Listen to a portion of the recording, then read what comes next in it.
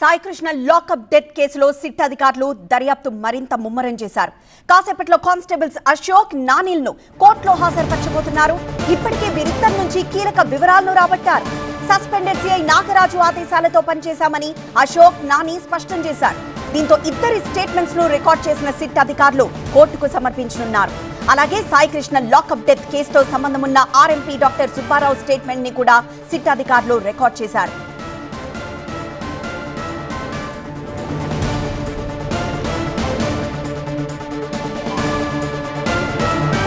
మరింత సమాచారం మా ప్రతినిధి వసంత్ అందిస్తారు లైవ్ ద్వారా. వసంత్, అశోక్, నానిలను ఈ రోజు కోర్టులో హాజరుపరచబోతున్నారు. కానీ వీళ్ళు ఇచ్చిన వాంగ్మూలంలో ఎలాంటి సంచలన విషయాలు వాళ్ళు బయటికి చెప్పారు?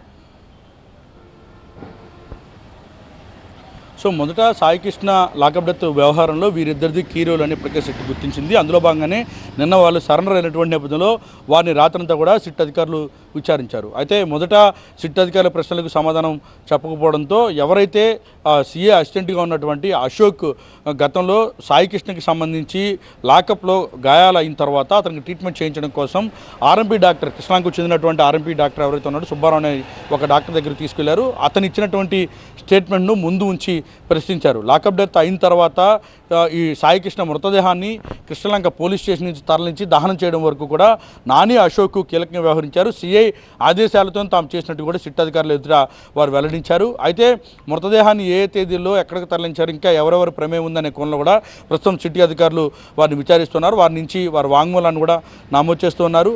అయితే అత్యంత కీలకంగా మారింది వీరిద్దరి స్టేట్మెంటు. అలాగే ఆర్ఎంపీ డాక్టర్ ఎవరైతే సాయికృష్ణకి ట్రీట్మెంట్ చేశాడో సుబ్బారావుకి సంబంధించిన స్టేట్మెంట్ కూడా రికార్డ్ చేశారు. సుబ్బారావు కూడా చాలా కీలక విషయాలు, వివరాలను కూడా వెల్లడించారు. అయితే ఈ సాయికృష్ణ లాకప్ డెత్ అయిన తర్వాత నుంచి కూడా సుబ్బారావు పరారీలో ఉన్నాడు.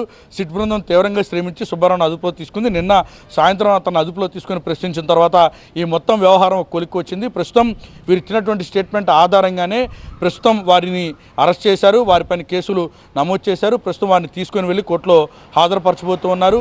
సిఏ నాగరాజుకు సహకరించడంలో వీళ్ళిద్దరిది కీ రోల్ కాబట్టి ఈ కేసులో ఇంకా ఎవరెవరు ప్రమేయం ఉంది అనేది వారి నుంచి అడిగి తెలుసుకుంటున్నారు. మొదటి నుంచి కూడా మొత్తం నాటికీ పరిణామాలు, సాయికృష్ణ మిస్సింగ్ వ్యవహారంలో హేబియస్ కార్పస్ పిటిషన్ దాఖలు చేసిన తరువాత ఏం జరిగింది అనేటువంటి అన్ని ప్రశ్నలు కూడా ప్రస్తుతం ఒక కన్ఫ్యూజన్కి తెరదింపింది, కన్ఫ్యూజన్ తెరపైకి తెచ్చింది. సో వీరిని అరెస్ట్ చేసిన తర్వాత సిఐ నాగరాజును అరెస్ట్ చేసిన తర్వాత నాగరాజు కూడా ఎక్కడ సిట్ అధికారులు సమాధానం చెప్పకపోవడం, నాగరాజుకు సపోర్ట్ చేసిన సురేష్ ఎవరైతే స్నేహితుడు ఉన్నాడో నాగరాజుకి, అతను అలాగే అసిస్టెంట్లుగా ఉన్నటువంటి అశోక్, మరొక హెడ్ కానిస్టేబుల్ నాని, వీళ్ళు ముగ్గురు కూడా చాలా కీలకం కావడంతో ప్రస్తుతం అదుపులో తీసుకున్నారు. వారిని ప్రశ్నించారు.